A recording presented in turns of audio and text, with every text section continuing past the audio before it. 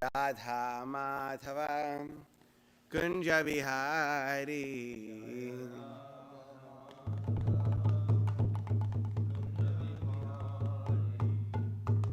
Jaya Radha Madhava Kunja Bihari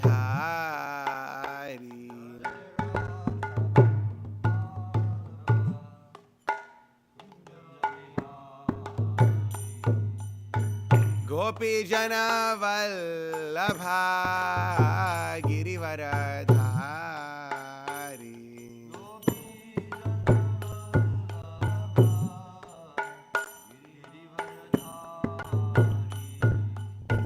Gopi Jana Girivaradhari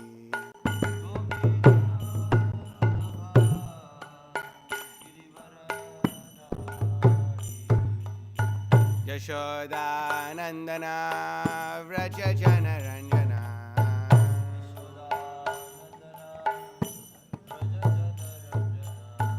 Yashoda Nandana Vraja Jana Ranjana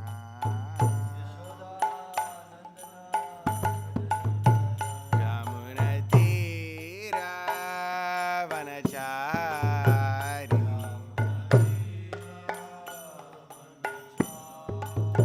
Jamuna Tira Vanachari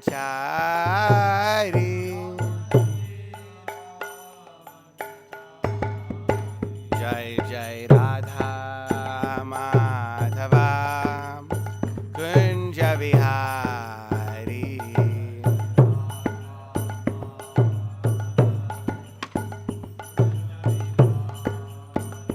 Jai Radha Madhava Kunja Vihari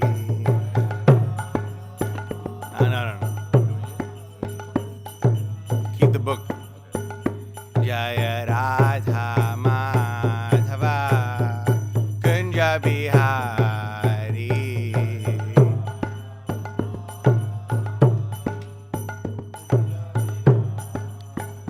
Gopi Jana Vallabha Girivaradhari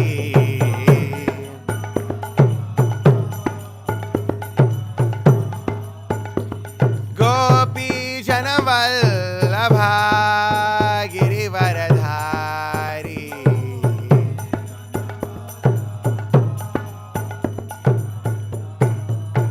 Yashoda Nandana Vraja Jana Ranjana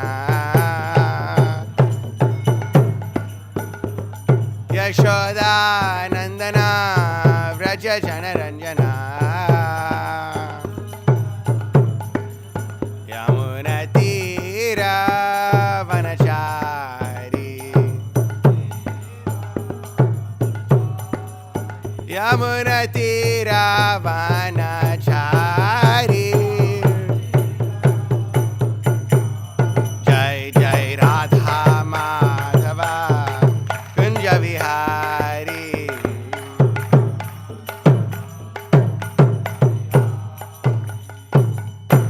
Jai Om Vishnupad Paramhamsa Parivrajaka Ashtottara Shri Srimad Abhaya Charanaravindra Bhakti Vedanta Swami Srila Prabhupada Ki Jai Jai Om Vishnupad Paramhamsa Parivrajaka Ashtottara Shri Srimad Bhakti Siddhanta Goswami Thakur Srila Prabhupada Ki Jai Ananta Koti Vaishnavinda Ki Jai Namacharya Srila Haridas Thakur Ki Jai Prem Se Kaho Shri Krishna Chaitanya Prabhu Nityananda Shri Advaita Gadadhara Shri Vasadi Gaur Bhaktavinda Ki Jai Shri Shri Radha Krishna Gopinath Shyamakunda Radha Kunda Giri Govardhan Ki Jai Shri Vrindavan Dham Ki Jai Navadvip Mayapur Dham Ki Jai Jagannath Puri Ki Jai Ganga Mai Ki Jai Yamuna Mai Ki Jai Bhakti Devi Ki Jai Tulasi Devi Ki Jai Samaveta Bhaktavrinda Ki Jai Taking over the world with Srila Prabhupada's Transcendental Book Distribution Ki Jai All glories to the assembled devotees All glories to the assembled devotees All glories to the assembled devotees All glories to Sri Guru and Sri Gauranga All glories to Srila Prabhupada Nama Om Vishnupadaya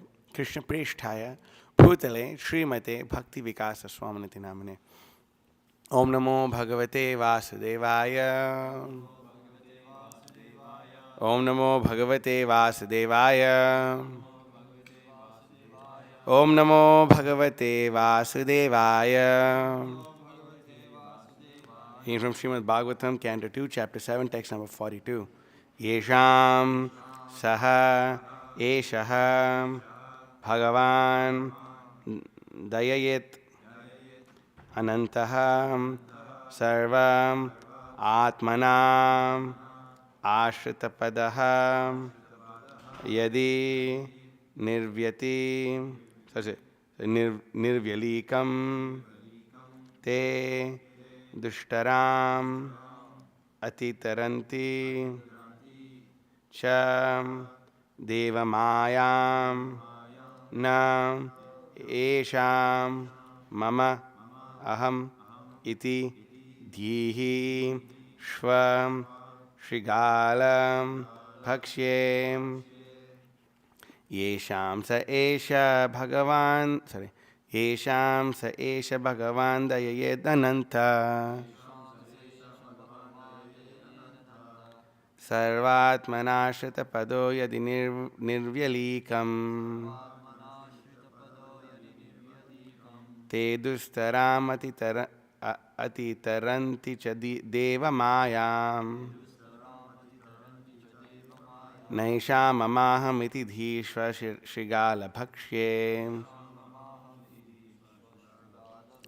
yesham sa esha bhagavan dayayed anantah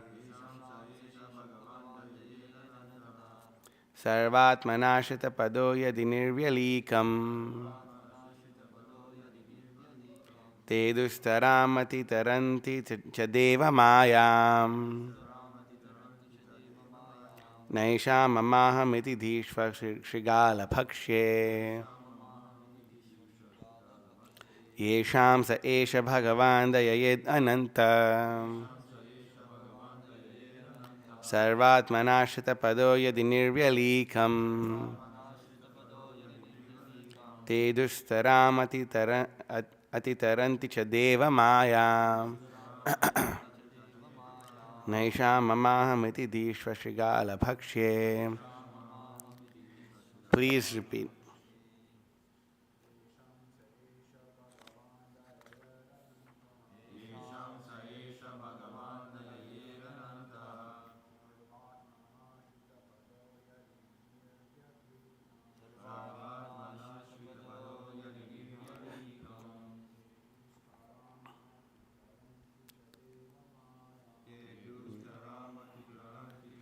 Shamayam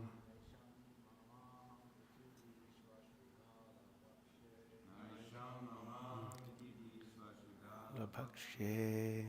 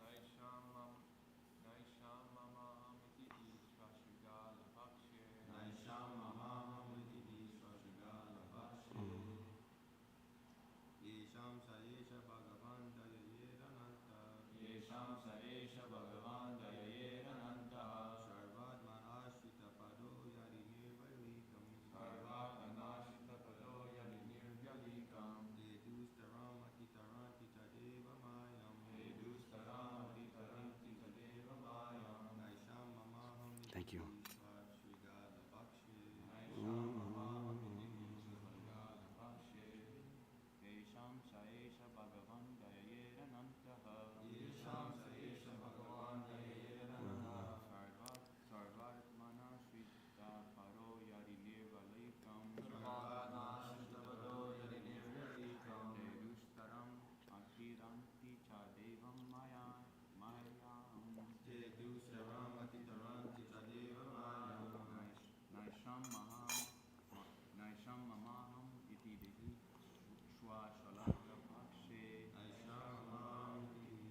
You see an R with a dot, it's like a Shri. So Shrigala Bhakshe.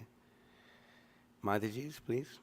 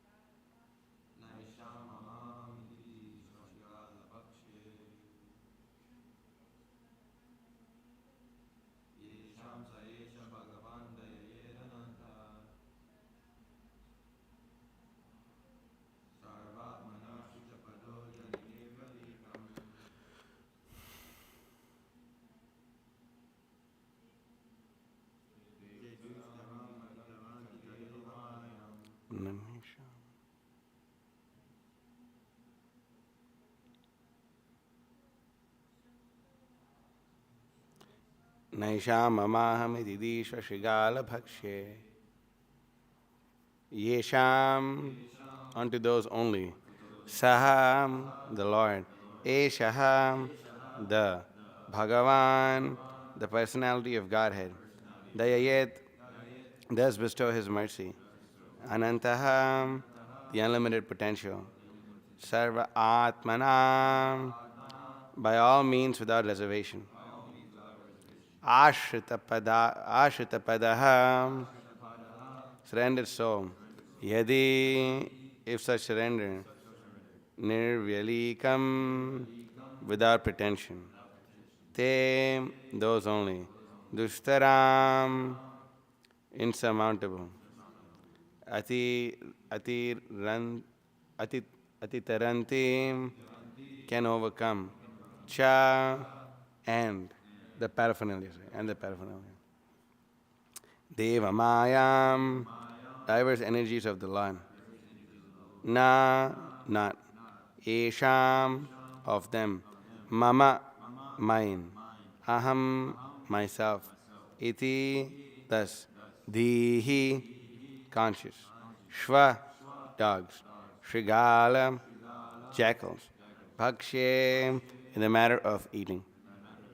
Translation and purport by His Divine Grace A.C. Bhakti Vedanta Swami Srila Prabhupada Ki Jai. But one who is specifically favored by the Supreme Lord, the personality of Godhead, due to unalloyed surrender unto the service of the Lord, can overcome the insurmountable ocean of illusion and can understand the Lord. But those who are attached to this body, which is meant to be eaten by the end by dogs and hogs, by dogs and jackals, cannot do so. Purport.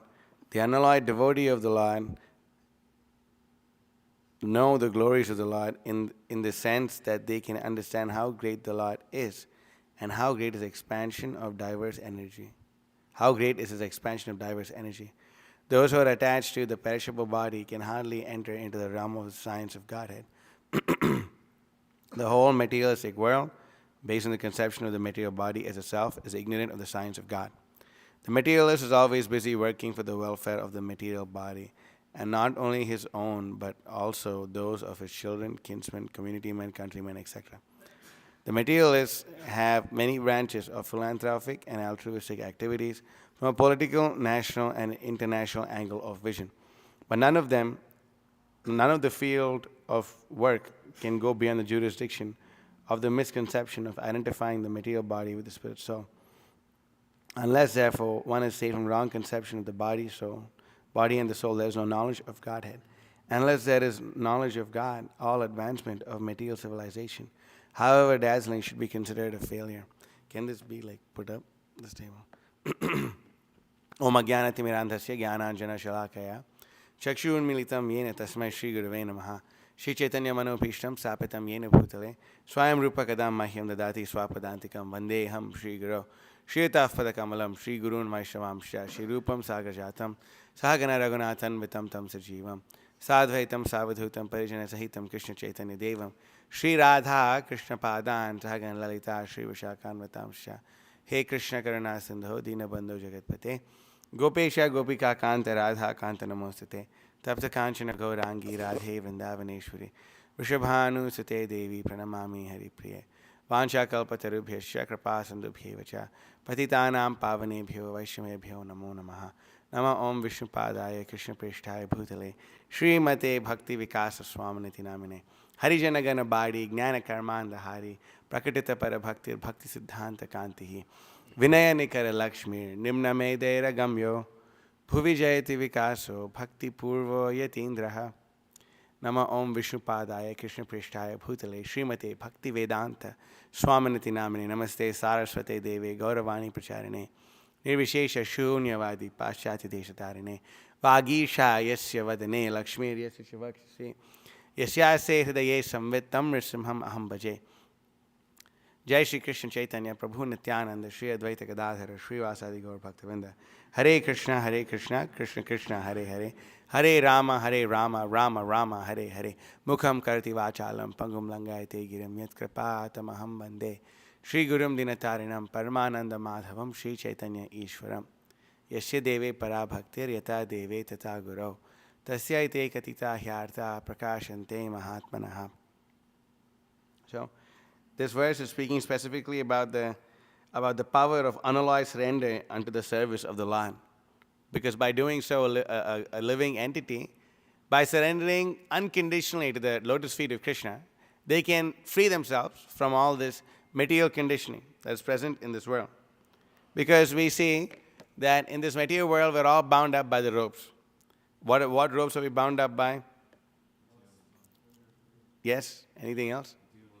Precisely. So Krishna says in the Bhagavad Gita, Daivi Hesha Gunamai Mama Maya Duratiya Mame Vaye Prapadyante Maya Metam Terantite. That the living entity is bound up by the three modes of material nature. And guna in Sanskrit can also mean ropes. So when a living entity is strongly bound up by these ropes, and ropes means, how are the ropes made? They're woven, right? They're weaving. Like so many small strands are woven. And like this, all our, Asha Pasha Shater Bhadda Kama Krodha Parayana Ihante Kama Bhogartam Anya Yenartha Sanchayan. That we have so many desires and they're all bound up. Asha Pasha Shater Bhadda. That Asha, like our hopes being crushed. Asha Pasha Shater Bhadda. That they bind us up. And what are we very dear to? Parayana means what? This word Parayana comes a lot. Yeah, Narayana Parayana. Parayana taking shelter, right? So devotees are known as Narayana Parayana. One who's taking shelter of, it can also mean one who is very much attracted to or attached to, Parayana. So in this verse, Krishna is saying, Kama Bhoga Parayana. That he's saying that the living entities are completely taking shelter of Kama and Bhoga. And Kama means what? Not in this verse, the verse that I quoted. Nick is looking for Kama Bhoga in that one. Kama means what? Lust. Bhoga means enjoyment.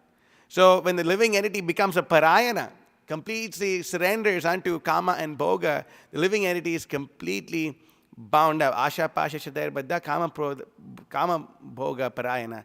Ihante Kama Bhogardam Anya Yenartha Sanchayan. That he thinks, wow, like in this, I'm taking shelter of this, and he absorbs himself more and more in this deceitful condition of material life. And because the living entity absorbs himself more and more in this deceitful condition of materialistic life, they actually start to destroy their very perspectives of going back home, back to Godhead. Tvam vishata kruran samsareshana radhaman shipram yajashamashaban asurishveva yonishu. Krishna says, Tvam aham dushata kruran samsareshana radhaman shipram yajashamashaban asurishveva yonishu. Asuram yonimapana muda janme janmani. That because the living entities become so demoniac because of being completely absorbed in this material conception of life, because of them being so absorbed in lust, anger, and greed, because they're so absorbed in this, then what happens? Krishna, just keeps putting them repeatedly in more and more abominable species of life, in more and more dark species of life. Asrim yonim, like this means that in the womb of an asura, in the womb of a very low-graded mother. That's what it means. So we see this, that only the unalloyed devotees of the Supreme Lord can take full shelter of the Supreme Personality of Godhead. Why? Because they're not in the bodily conception of life. Then we can see this, that even the Bhagavatam says, Canto 10, chapter 2, text number 32. Anyone know which verse this is? 10 to 32. Huh? Yenye ravindaksh vimuktamanena svayasa bhava avishuddha buddhaya aruhya krishrena param padam tata patanti dona dritayushmad angrayaha. That the Mayavadis, yenye yenye ravindaksh vimuktamanena, that the Mayavadis, they reject the beautiful lotus feet, the beautiful transcendental form, the Supreme Personality of Godhead. They reject this transcendental form, the Supreme Personality of Godhead. And because they do so, but they understand that they're the spirit soul, and they falsely identify themselves to be liberated. Vimuktamanina. They think, wow, I'm liberated. Vimuktamanina. And what else do they do? And because of that, because of this tvayasta bhava avishuddha buddhaya, their buddhi is avishuddha buddhi. Their intelligence is not sanctified. Why? For the simple reason that they do not understand that the duty of the spirit soul is to serve the super soul. They do not understand this point. The duty of the spirit soul is to serve the supreme person, the Supreme Personality of Godhead, Krishna. Because they do not understand this simple point, their intelligence is not sanctified. And when one's intelligence is not sanctified, then the living entity cannot perform devotional service. In order for a living entity to perform devotional service, their intelligence, mind, and ego needs to be sanctified. It needs to be purified.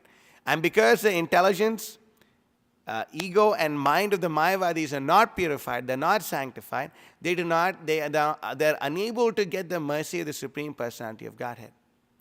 Those who are firmly fixed in the bodily conception of life do not receive the mercy of the Supreme Lord. They do not receive the mercy of the Supreme Lord. And they may even be followers of the Vedas.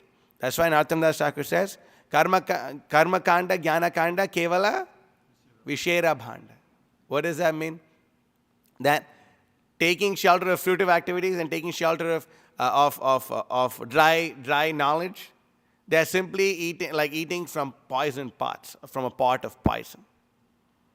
Amrita keli, I'm forgetting the rest of that verse, but that they eat this poison pot thinking this is nectar, thinking this is amrita. It's so amazing. But actually it is very poisonous. It's very dangerous. Why? Because the karmis are totally in the bodily conception of life. Totally, completely in the bodily conception of life. That they think that the goal of life is to enjoy. So, and they're a little intelligent, because this is actually a really good preaching point to understand also, that in this material world, especially in this current realm of existence, in the earthly planet, in the Martya Loka that we are all in right now, it is not a place for enjoyment. It's really not a place for enjoyment. How much can you actually enjoy in this Martya Loka? You're so limited, you have, how much, you can't eat so much, even the food you eat is not so good, you can't have so much sex life, it's, even when you do, you have to have this burden of raising the children and doing all these things, and, going, and even if, you want to enjoy like an animal, the ability to enjoy like an animal is not there so much in this current body. Why? Because this human body, especially in the Martya Loka, in this world that we're in, is meant for tapasya. It is meant to perform austerity. And we should always understand this point. It is meant to perform austerity. Because, we've done this so many times in the Sunday feast class, but if you have to realize how much pleasure can we get from our senses? How much pleasure can we get from our senses? How much pleasure can we get from the sense of touch? How much pleasure can we get from the sense of sight? How much pleasure can we get from the sense of taste? How much pleasure can we get from the sense of hearing? How much pleasure can we get from the sense of smelling? We can't really get so much pleasure. We can't. It's limited. You can't keep seeing the same thing over and over again and not get bored of it. You can't keep listening to the same thing over and over again and not get bored of it. You can't, you can't just simply go on eternally or go on for a long time engaging in sex life. But with all these senses through which we try to seek pleasure, how much more pain can we receive? You receive a lot more pain in the gross body than you receive pleasure in the gross body. That's just a very clear observation that anyone can make. Because of this, we should understand that when we try to indulge in sense gratification, especially as karmis or whatever, when we try to indulge in sense gratification, especially the non-devotees, they're literally blowing their good fortune. They're literally blowing their good fortune. And I remember when we went to Freedom Park, I think. I remember when we went to Freedom Park. It was a beautiful day. The sky was blue. There was like this big, beautiful tree, and then this nice lawn spread out. And then this beautiful boy and beautiful girl are just sitting under a mat and like enjoying each other's company and doing all these things. I was thinking, this fool is so stupid. He's wasting his, he's thinking he's coming and blowing his fruits of karma over here. It's like the worst place to blow your money. If you have a lot of money, at least what you would want to do is you'd want to spend it on something which is, worth spending it on, I guess, whatever. Like if you have a lot of money, you'd rather go and, eat food in a restaurant, which is very tasty, but, also maybe very, very healthy also and all this. But if you have a lot of money and you simply go on and spend it on eating on extremely low-grade foodstuffs like the stuff that they sell in McDonald's or something like that, you're really blowing your money. You're really blowing your money. You may have like a lot of wealth and all this, but then if you have like extremely degraded like association and you do extremely degraded things like, shooting heroin underneath the bridge or something like that. Like there's a big famous song about a person who's singing about how lives in a city of angels underneath the bridge. And the whole song is about shooting heroin, It's so crazy. I mean, this person, world famous, has so much money. But, even although that whatever little good karma is there, that also they're blowing. So therefore, the karmis are a little more intelligent and they think that, okay, I'm here, let me perform austerities and go to the heavenly planets. But Krishna decries their foolishness. What does Krishna say? Traividyamam samapaputa papa yajna rishvasvargatim prarthayante te punyam asadya surendra lokam ashtanti divyan divideva bhogan tetam bhuktva swarga lokam vishalam shine punye marti lokam vishanti evam trei dharma manuprapanna gatagatam kama kama labhante. That he says that these foolish people, they think, oh wow, Traividyamam samapaputa papa, I will perform austerities, I will perform sacrifices, I'll be a good person or whatever, and I will go and drink the somarasa which is available in the in the heavenly planets. And then when we go there, I can enjoy this material, enjoy the heavenly planets and enjoy in the Nandanandana gardens.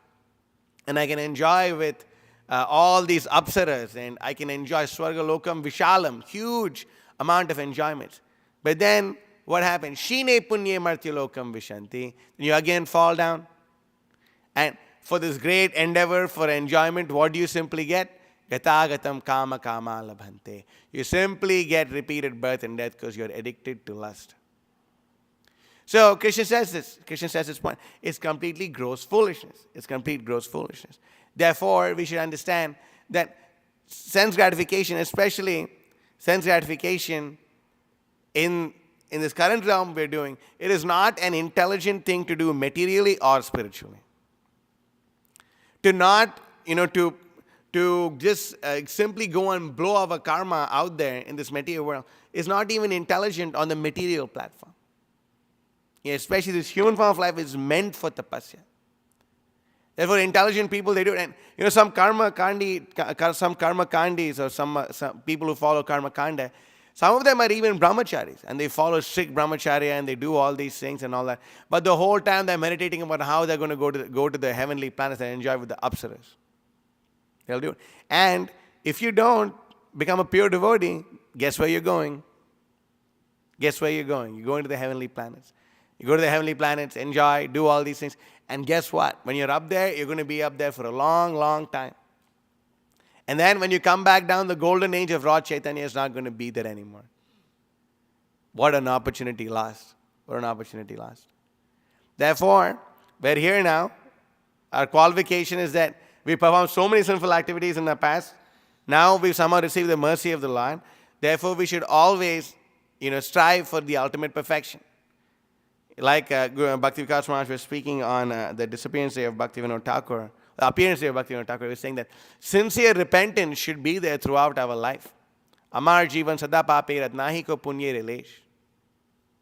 That sincere repentance should be there throughout our life for us to understand how fallen we really are. Because when we understand how fallen we really are, when we understand the background that we're coming from, in the 6th canto of the Bhagavatam, in Ajamil's pastimes, one purport Prabhupada writes, when I read it first, hit me so hard. It was one of the heaviest things I read. Prabhupada, we should never forget which brothel we fell out of.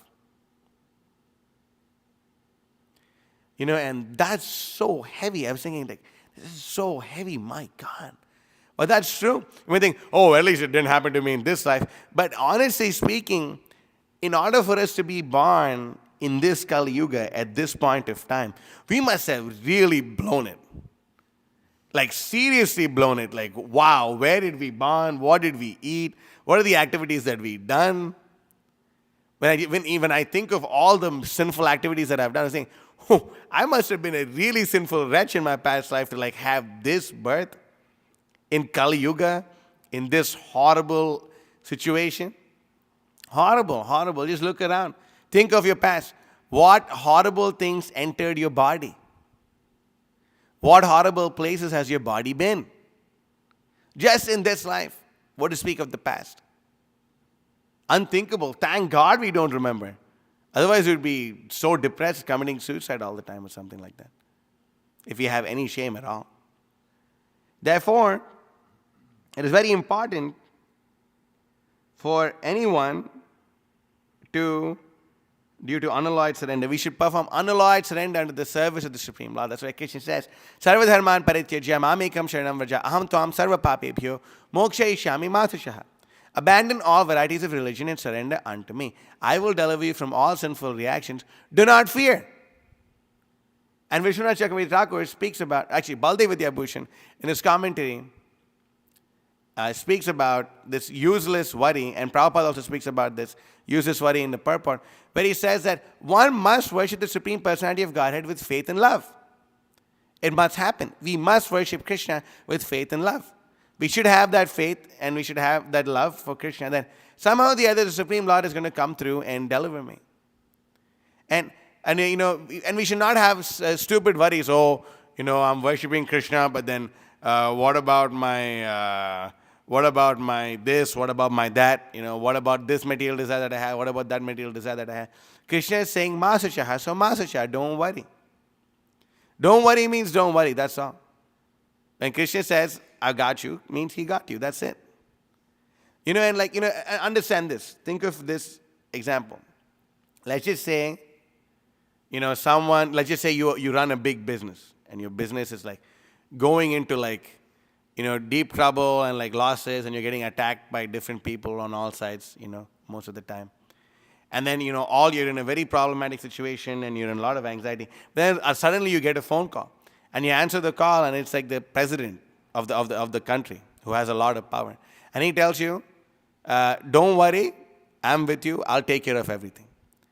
Although all your problems are still there, although all these things are still there, because the president called you and told you, don't worry, I'll take care of everything, immediately your anxiety goes away. Right? Does this make sense? Yeah? All your anxiety, why? Because the person who has so much power, so much wealth, so much influence, he is telling you, don't worry, I'll take care of it. I got your back. Immediately, although the problems are still existing, because you have faith in the fact that person is going to come through, you're good. You're good. Completely. All your problems, everything are gone. Everything is good. It's gone. So if we feel a sigh of relief from getting a phone call from the president of a country, how much more relief should a devotee feel from, hearing Krishna's promise? I will deliver you personally. Krishna is saying, personally I will deliver you. Personally. And Vishwanath Chakravarti Thakur, he writes, in his commentary on this verse, 1866 of the Bhagavad Gita, he says that, the devotees of the Supreme Personality of Godhead, they're so dear to Krishna that Krishna just breaks his rules just for their pleasure, just for their sake. Krishna just breaks his rules. And, he tells Arjuna that, Arjuna, I told you previously in the Bhagavad Gita that if you want to get my mercy, you should get the mercy of the unalloyed devotee of myself. I am going to break my own rule and personally give you my mercy. Why? Because of my causeless mercy, I'm going to break this rule for you. Just like in the future, I will break my promise that I won't lift up a weapon and attack Bhishma. I'll do it just for you. Why? Why? Sa evayam maya tedya yoga prokta puratanaha bhakto sime sakacheti rahasyam hyetaduttamam. That because you're my dear friend, Arjuna, because you're my dear friend, because you're my devotee. I'll do anything. I will do anything to protect my devotees. I'll do anything to make sure that my devotees are completely taken care of. I'll do anything. Krishna says, I'll do anything for them. Why? Suhridam, what was that? No. Sadhavo hridayam mahyam, sadhunam hridayam tvaham. That, when Durvasa Muni goes to Vaikuntha, the Supreme Personality of Godhead says, actually, I don't reside in Vaikuntha. Where do I reside? I reside in the heart of my devotees, and my devotees reside in my heart. That's where I reside. And Krishna will do anything to fulfill to just make sure that his devotees are satisfied and happy. Krishna will do anything. But in order for that to happen, we must have unalloyed surrender to Krishna. Unalloyed. Like no other desire. Arna koriho maneyash. Krishna, my only desire is to please you. Everything that I'm doing to please you, Krishna. My body, my mind, my spirit, everything is simply for your service. It's simply for you. And when a devotee has that, then what does Krishna say? Ananya shintayanto mam yejana paripasate tesham nityabhyuktanam yogakshemam vahamyaham. That for those who are constantly meditating upon my transcendental form and upon my transcendental activities, I preserve what they have and I carry what they lack. As far as I'm concerned, especially for me, there's not much to preserve. For Krishna, there's as far as the preservation aspect is concerned, there's not much to preserve. And of course, Krishna will not preserve the sinful thoughts and sinful activities of a living entity. But he will carry what we lack. That's a big thing. That's a big thing. If you just have $1 and someone comes and tells you, what, I'm going to preserve your $1. Although you have expenses of $5 million, you only have $1, I'll preserve that $1. You may think, okay, what's the use? It's just $1. But he said, I will carry what you lack. That means that not only will I preserve the $1 that you have, I will personally provide for the $4,999,000 that you need. I will personally provide you that. That's precisely what Krishna is saying. That I will preserve what you have and I'll carry what you lack. That is Sharanagati. That is a process of complete surrender. This is prapatti, throwing ourselves at the lotus feet of the Supreme Lord. This is what it is. That Krishna completely does it. And we simply have to understand Krishna in truth.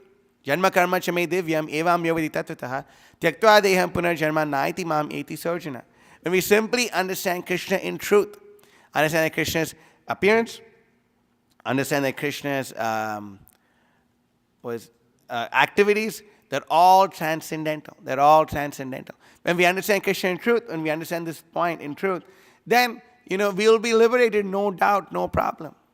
But the Mayavadis do not have this opportunity. Why? Because they reject the lotus feet of Krishna. They reject the lotus feet of Krishna. The Mayavadis, the Karmis, they don't have this opportunity. Why? Because they have the Karmis are completely in the bodily conception of life. And because they're in the bodily conception of life, they suffer. But a person, we should know that Krishna is great, how great the Lord is, and how great is his expansion of diverse energies. Krishna has so many potencies. Parasya Shaktir Vividhai Vishruyate. Swabhaviki Jnana Balak Kriyacha. That the Supreme Personality of Godhead has so many diverse potencies. So many diverse potencies. And because the Supreme Lord and a devotee feels great pleasure in hearing about all the different diverse potencies of the Supreme Lord. A devotee feels great pleasure hearing the lectures about Punya Shravana Kirtana, about the amazing glories of chanting the amazing pastimes of the Supreme Personality of Godhead. And they also feel great pleasure of hearing lectures on Dushkritiha, about a person who just kills all bad things, all bad people. Equal pleasure is there. A devotee feels great transcendental pleasure hearing about Krishna's Rasa Leela, and a devotee feels great transcendental pleasure hearing about how Hiranyakashipu's guts are getting ripped out by Narasimhadev. That pleasure is there. Why? Because everything about Krishna is amazing. There's nothing not amazing about Krishna. There's nothing not sweet about Krishna. even in his ghora rupan, even in his brutal garjantam garjayantam nijabhujapatalam spotayantam hatantam rupyantam tapayantam divibhudijam shepayantam kshipantam krandamtam roshayantam dishi dishi satatam samharantam bharantam vikshantam purnayantam karanikarashatam divyasimham namami. That even when the Supreme Lord is roaring loudly as a ferocious half man, half lion, and his form is brutal looking, and he's putting it in Kashipu and like tearing apart his guts, it's still sweet. Why? Because he's so mad because of the person trying to harm his devotee. That sweetness is still there. That sweetness is still there. Ugropyanugra eva ayam subhaktanam nikeshiri keshari vasapotanam anyesham ugra vikramaha. That the mouth of a lioness is death for its prey, whatever for the deer or whatever. But that same mouth is protection for its cub. Because the lioness, she simply picks up her cub, by the tip, and she carries the cub around. She personally carries the cub around. But that same mouth is death for the deer, because it goes and kills the deer. So similarly, Lord Nrsimhadev, he may be, very ferocious. He may be looking very brutal and all these things. But for the devotees, he's like the lioness, the mother. He's like the mother of a cub. He's very, very protective, very caring, very loving. And and you don't mess with the lion's cub. You don't mess with the lioness's cub. Why? Because you'll have to deal with the lioness herself. So that is the devotee of the Supreme Lord, that they have full faith in the fact that Krishna will protect them. Krishna will protect them. In no matter what situation we're in, the pure devotee always thinks that, that the Supreme Lord is their ultimate protector. The Supreme Lord is the ultimate protector. Anukulyasya sankalpa pratikulyasya varjanam raksheti vishvaso gopritve varanam tava.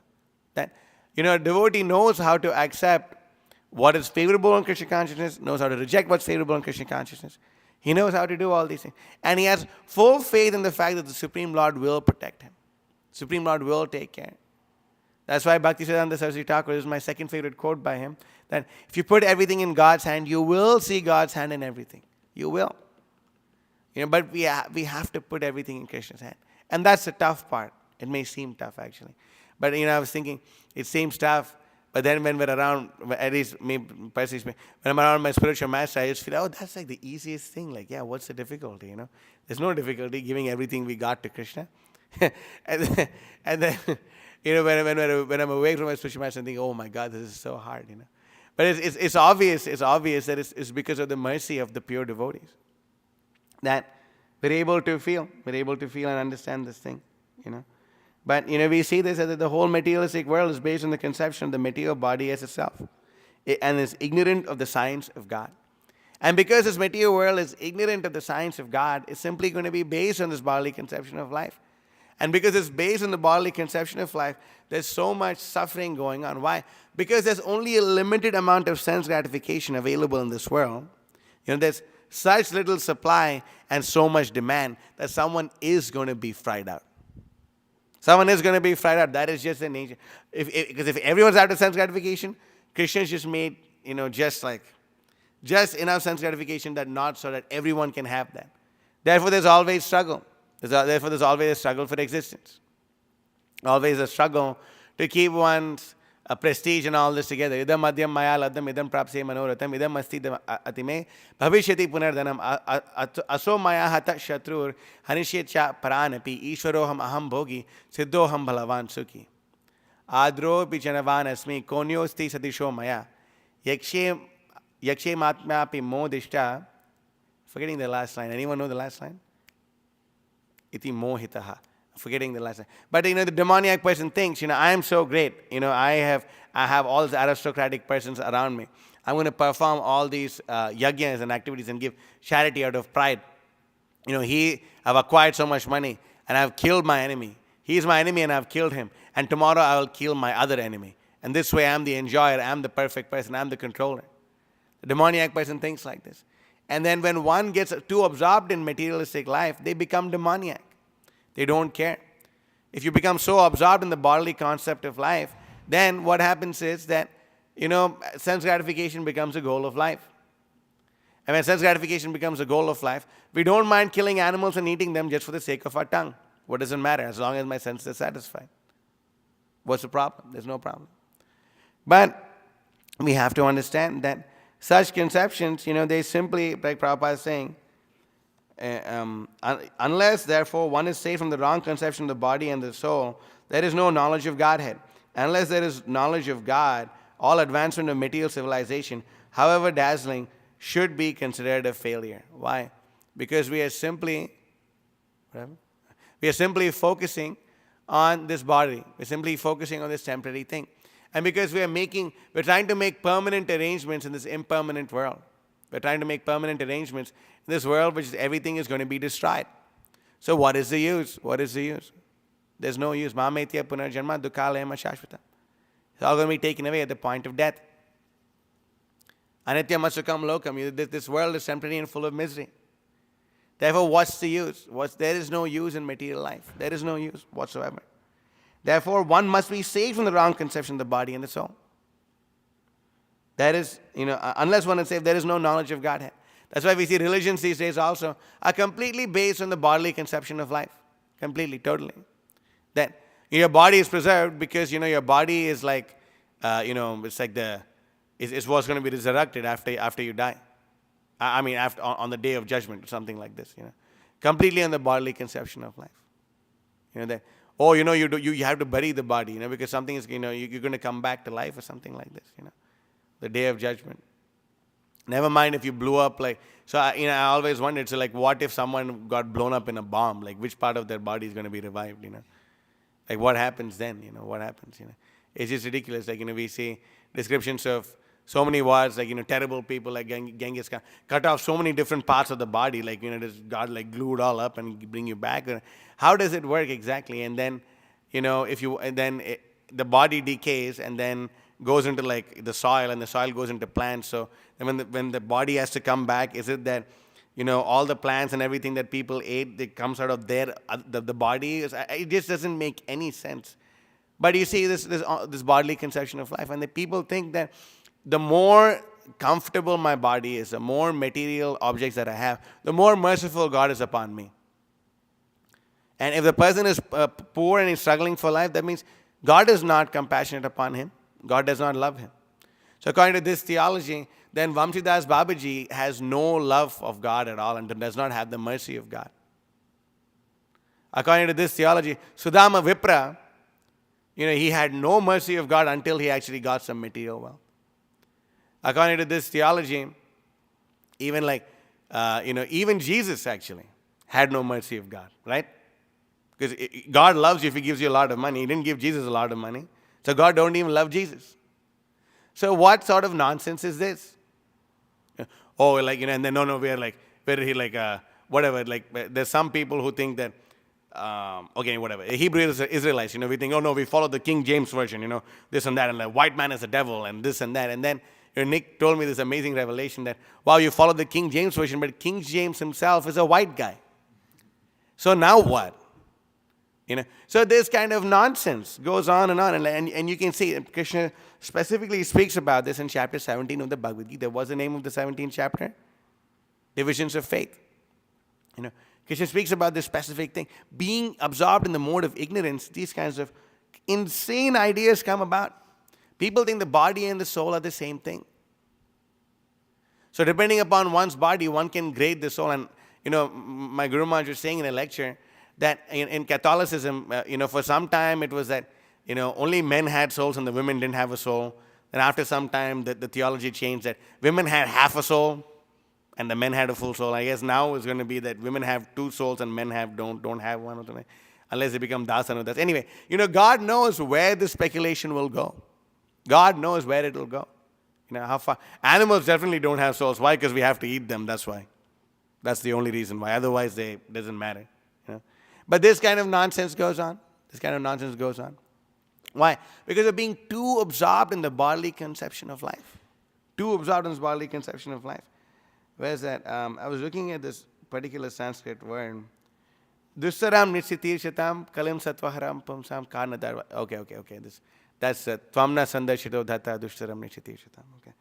I was thinking about that. Where do I know that word from? But, we see this, that people are in this bodily concept of life, and because of that, they exploit. People are easy, when the society is large, is convinced that this body is all that there is, and sense gratification is all that there is. And even if you love God or if you hate God, as long as you have sense gratification, you are good. We were recently in touch with a person, who is considered a philosopher or something. And he is of the opinion that, all this time I gave my body, my wealth, my family, my everything to God and all these things. And I was so judgmental about so many things. And I was living a hell. But now I've completely broken off from it. And I'm so happy right now. And, just yesterday I had like the best time of my life. I'm a completely God-believing person. But then I went to Vegas and I gambled and I won $875. And I'm so happy, and I can see that when I was gambling and doing all this thing, I could see that the bartender, is God, and I could see that the wine is God. I could see that the people around me are God, and I could see the divine in everything. And then you were speaking about how like some Indian philosopher said that I was looking for God all the time, and then one day I woke up and I looked in the mirror and I found Him. And I was thinking, dude, how are you so dumb? And how the hell are you freaking teaching this to people? You got to be really stupid. Like, oh my God.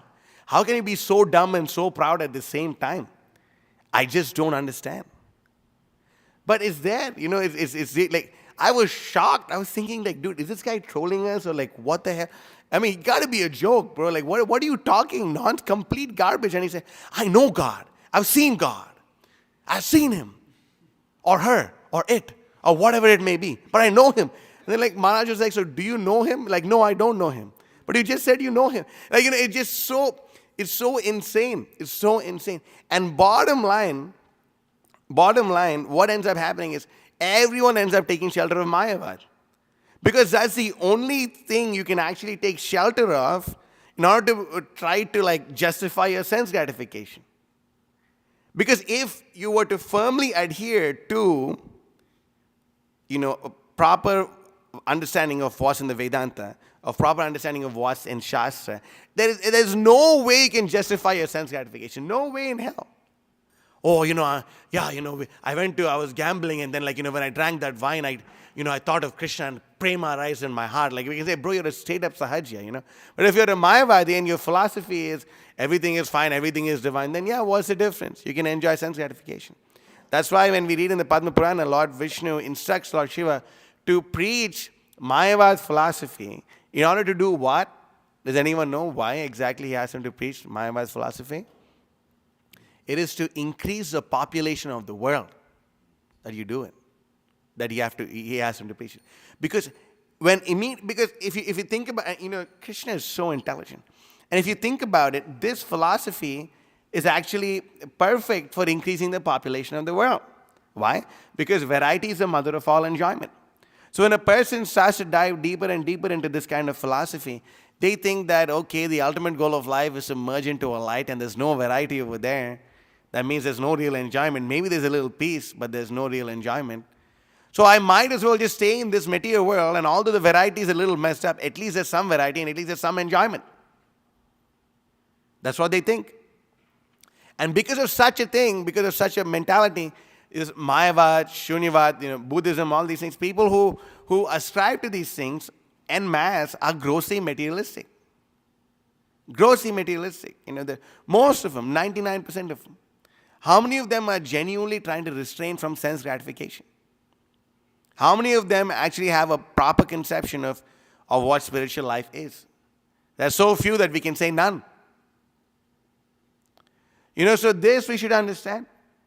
And it's all part of the plan. When Mayavad is preached, it's simply everything is destroyed by time, and then even the strict principles is destroyed, and now you're left with Neo-Mayavad. You're left with Neo-Mayavad, like this, so-called learned donkey was speaking. Oh, wow, in Vegas I'm feeling great ecstasy, It's crazy. It's crazy. It just does not make any sense. But this is what Mayavad boils down to. This is what ends up happening. Therefore, like Prabhupada is saying over here, The materialists have many branches of philanthropic and altruistic activities from a political, national, and international angle of vision, but none of the field work can go beyond the jurisdiction of the misconception of identifying the material body with the spirit soul. You can go and you can feed thousands of people on end. You can be a great philanthropist, you can be a great altruist. But Bhaktisiddhanta Saraswati Thakur said, even if you put all the altruists and all these people together and just like them performing the greatest mundane welfare work, a simple Kanishta Adhikari ringing a bell in the temple is more advanced than all of them put together combined.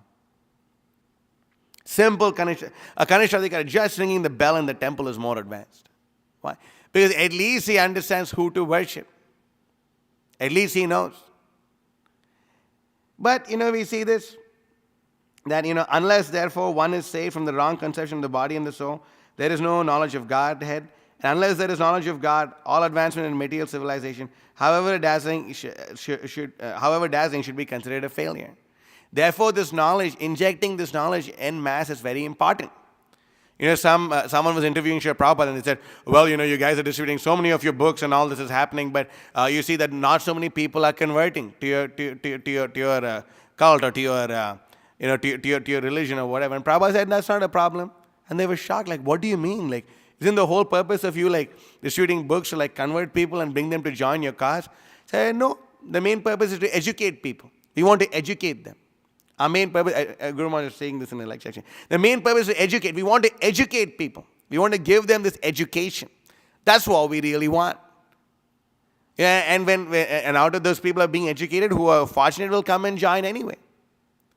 How did all of us come? Maharaj was saying it's a high likelihood that we received a book in our past life. Makes sense.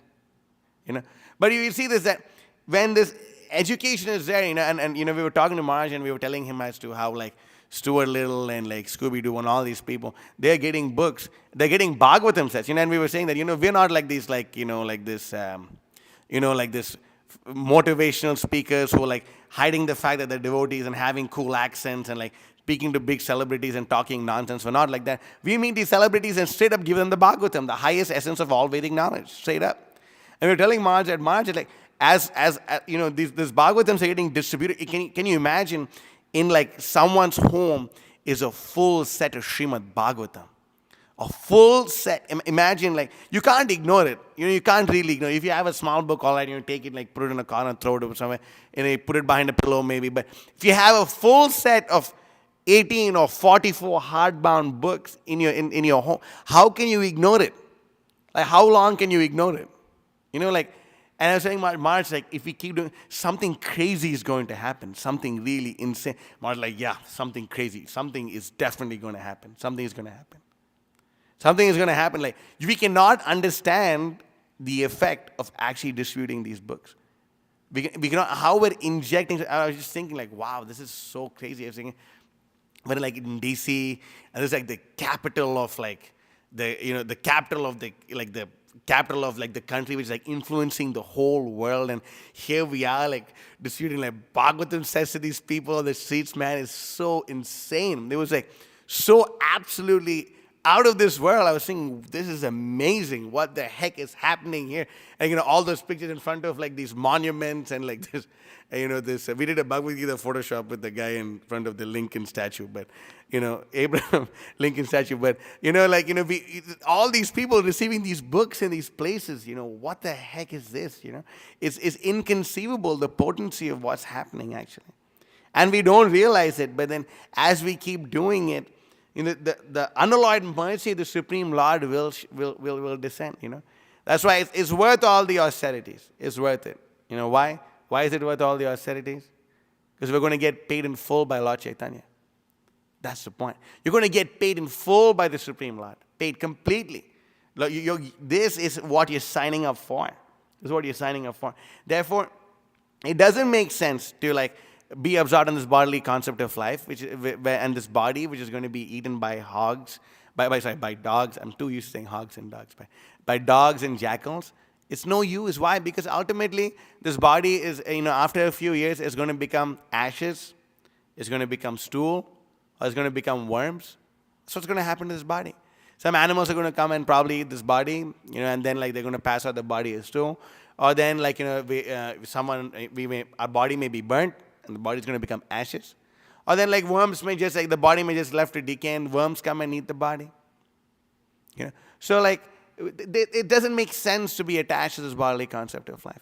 It doesn't make sense to seek pleasure on the material platform. It doesn't matter gross or subtle. It doesn't matter in this planet or on the heavenly planets. It doesn't make sense. It's not worth it. Alpa medasa, Kama sarita hita jnana prapadyanti anya devata tam nimamastaya prakrityanyata swaya. That, Kama says that, it's very embarrassing to have this kind of like a mentality, Kama says that hita jnana. It's very embarrassing to have this kind of mentality. And when one has this mentality, one becomes really shameless. They become so shameless. Like Yayati, he goes up to his son and tells him, my dear son, I'm not done enjoying with your mother Devayani, so please give me your youth. I mean, like, how shameless should you be? Prabhupada says in the purport, you got to be really shameless to go and ask your son, I'm indulging in sex life and I've become old. Can you give me your youth? And he doesn't do it once, he does it a few times. A few times he does it. It's ridiculous, actually. It's really crazy. And how devoted should the son be to give it to his father? How he should be attached to Dharma to do it. But when you're having this mentality, karma, you become shameless. Like, no honor. This is so disgusting. You're asking your son for this? At least if he went and asked like some like fisherman's son and like, okay, I'll give you like a whole lot of money and then you give me your youth or something. But straight up you go and ask your son.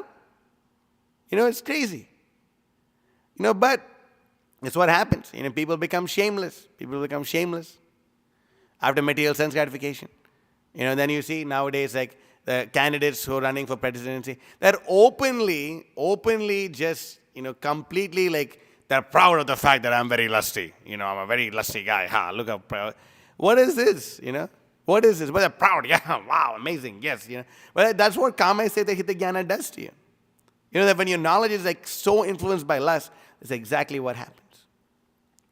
Therefore, we should give everything we got, for this and give people the knowledge of God and receive this knowledge ourselves. We should do it.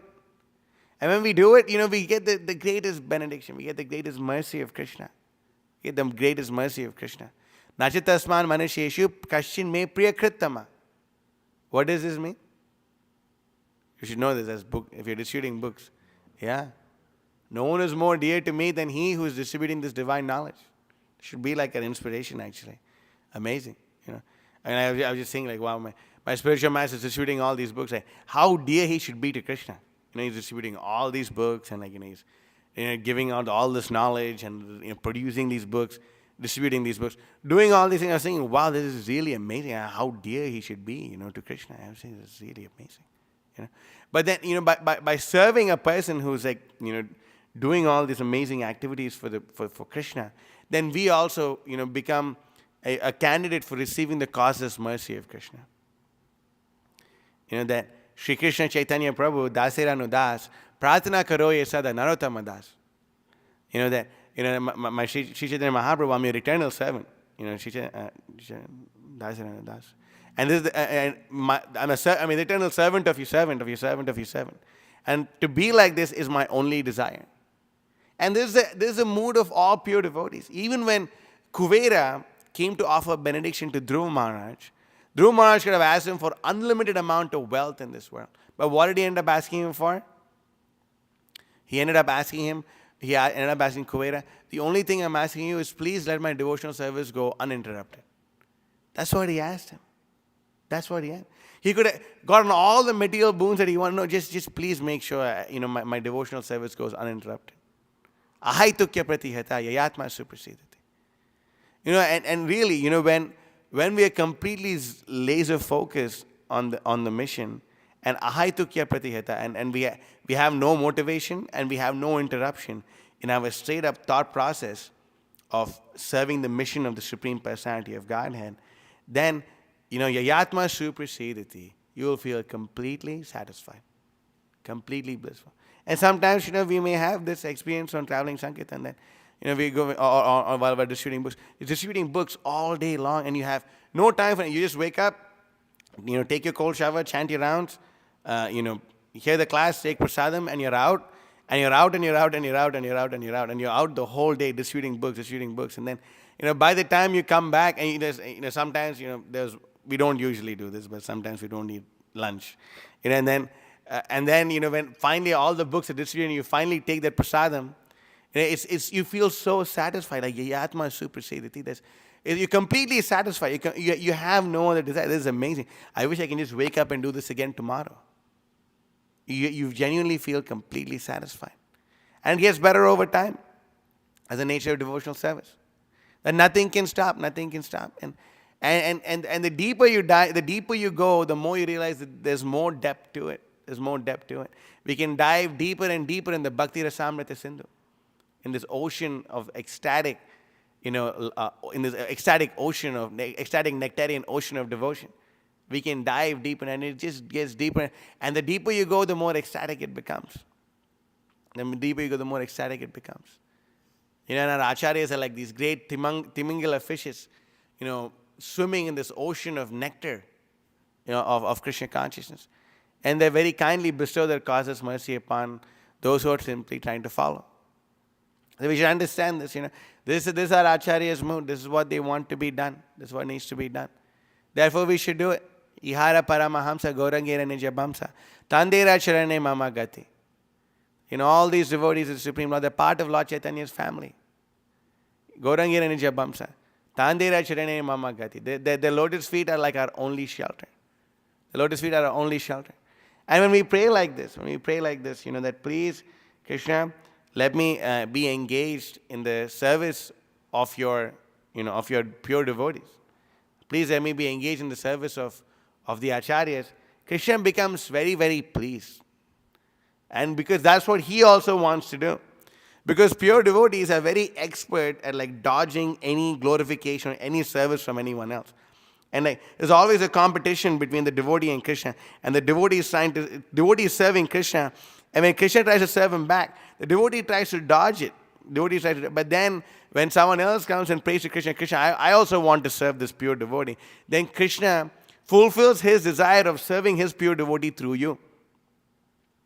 That's the beauty. That's the transcendental loving exchange between Krishna and the devotees, actually.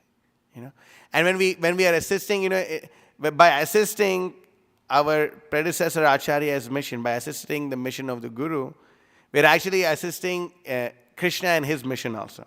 And what is Krishna's only mission? His only mission is to keep the devotees happy.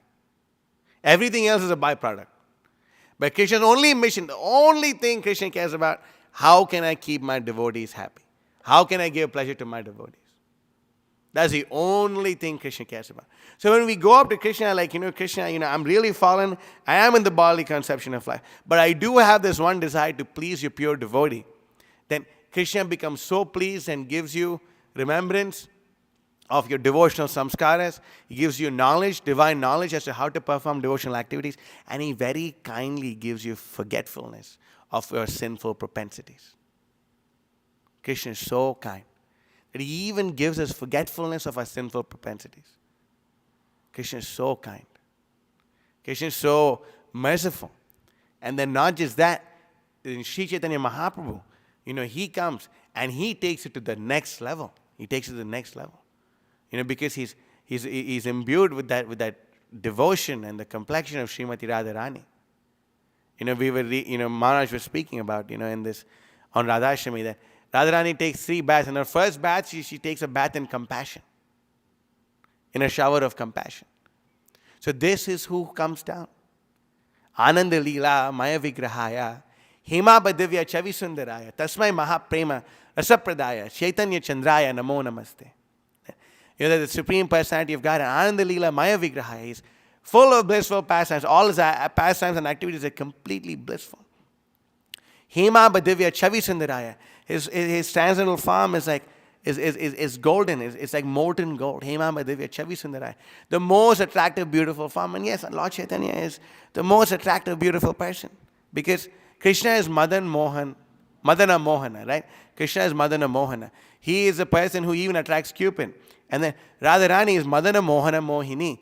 And now you combine both of them, how beautiful should they be? How beautiful should that be? How beautiful should the transcendental form of Sri Gauranga Dev be? How beautiful. We cannot conceive. And in the Bhagavatam says, Krishna Varnam Tusha Krishnam Sango Pangasa Parshatam Yajnai Sankitara Prayar Yajanti Hi Sumedasaha. That what is one of Lord Chaitanya's main weapon? Is his beauty. The beauty of Sri Chaitanya Mahaprabhu is inconceivable. He's inconceivably beautiful.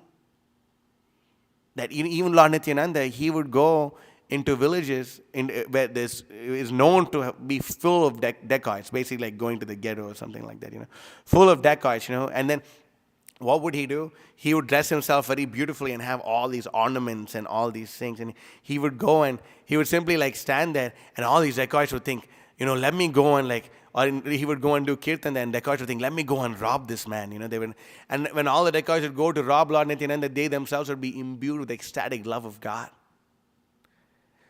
And he would change their entire, he would give them remembrance of them being eternal servants of Krishna. Nitya Siddha Krishna Prema, Shadya Kabunai, Shravanadi Shuddha Chitte Korevedai. He'd give them remembrance of them being eternal servants of Krishna. He'd give them knowledge of how to perform devotional service. And he very kindly would give them forgetfulness of their sinful propensities. So this is Krishna. And therefore we should perform unalloyed, we should have unalloyed surrender unto the service of Krishna by serving the lotus feet of the spiritual master. Why? Because there is no higher mantra than the lotus feet of the Guru. There's no higher mantra than that. And the more we serve the lotus feet of the spiritual master, the more Krishna gives us the strength to perform unalloyed devotional service. The more Lord Balaram gives us the strength more precisely. He gives us Bala and he gives us Rama also. He gives us strength and he gives us bliss also. He gives us the spiritual master may present us with the sword of knowledge, but Balaram gives us the strength to hold that sword of knowledge and fight with it. And he gives us Rama. Ramante yogino nante. He gives us this great bliss, the great bliss of performing Krishna consciousness. And even the difficulties which may be strewn in our path, they are also great causes of our ecstasy. A person who is really surrendered to the Guru, even when there's difficulties in performing that devotional service, he does not become frustrated, but he actually becomes very happy. Like, wow, great, I'm performing. Anyway, Krishna is so kind. I had to undergo all these austerities and troubles. Krishna is so kind that, he's making me anyway undergo these austerities, but for the pleasure of my Guru, for the pleasure of my spiritual master. So how much we should give our life to Krishna? There's no limit. So anyway, I'm sorry, I didn't check the time, but I'll end the class over here. If any questions or comments, we can take them now. Huh? We start questions, it's probably going to go on a lot longer. It's literally like 3 minutes left. Okay, so then, we see this also, in the Mahabharata, there's the description of a disciple, of a guru having a few disciples. I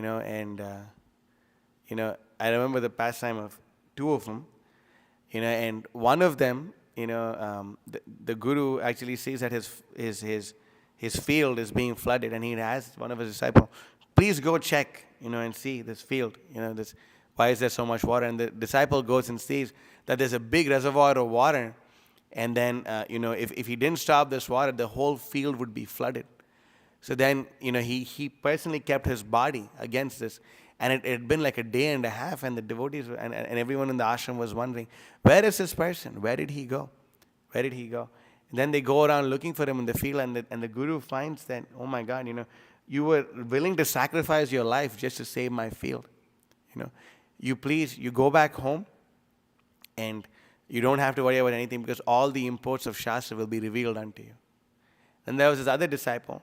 He was like a little fat, and the Guru always wondered, why are you so fat? What do why are you fat? And then, are you eating excessively, or what are you doing? And then he says, yes, actually, when I go to beg alms for you, what I do is I beg alms, I eat it, and then again I eat whatever I receive. Then again I beg, and I come and give you the share of whatever I beg. The Guru said, oh no, you should not be doing that. That's very bad. He said, okay, I'm so sorry. And then he says that he's not doing it, but then again still he's fat. He's asking him, why are you so fat? What are you doing? He said, When you give me the service of milking the cows, I go and drink the milk directly from their udders. And then he said, oh no, you should not be doing that, because the calves, you're taking even their portion of it. And the calves are feeling bad for you, and they're letting you do it. Therefore you should not, oh, I'm so sorry. He's still fat. Like, what are you doing now? He said, when the calves are done drinking the milk, I simply eat the cream. I take the cream that's around the lips of the calf, and I eat them. And he's thinking, no, you should not be doing. Don't eat until I ask you to eat. No, you should. I'm telling you, this is my order. And he says, okay, I won't. And then one day, the disciple is missing, and the guru is wondering, where are you? Where is this person? So all the disciples go and look for him. And then, they find that, he's fallen in a hole, and he's become blinded because he had eaten the leaves of a particular tree. That if you eat leaves of this tree, then you become blind. And then, he asked him, what happened? And he said, this is what happened. And he said, what? Okay, what I'll do is I'll give you the mantras. I'll give you the mantras to invoke the presence of the Ashwini Kumaras. And he recites some mantras, and Ashwini Kumaras come and say, okay, you want to be cured of your blindness? We'll give you this nice oil cake. You please eat this. He said, I'll eat it, but first I need to ask my guru. Can you please ask my guru if I can eat it? They said, no, don't worry about it. You just eat it. And he said, no, I won't. I won't eat it until I get permission from my guru. And then they keep going back and forth. And then, the Ashwini Kumaras are like, if you don't take it, we're going to leave. And he said, okay, but I can't do it without the order of my guru. And the spiritual master comes and he sees that, you are so dedicated to my service that you don't mind even being blind. You don't even mind being blind rather than disobey my order. Here, eat this cake, eat this oil cake, and you can go back home, because all the purpose of the Shastras will be revealed to you. Therefore, this is the essence of all Vedic knowledge. Yasya deve para bhaktir, yata deve tata guru, tasyaite katita hyartha, prakashante mahatmanaha. For one who has implicit faith in both Guru and Krishna, all the imports of Shastra are automatically revealed to them. Therefore, Guru Vakya, Parama Mahatva. Therefore, the orders of the spiritual master are of the topmost importance for the disciple. So I'll end the class here. Srimad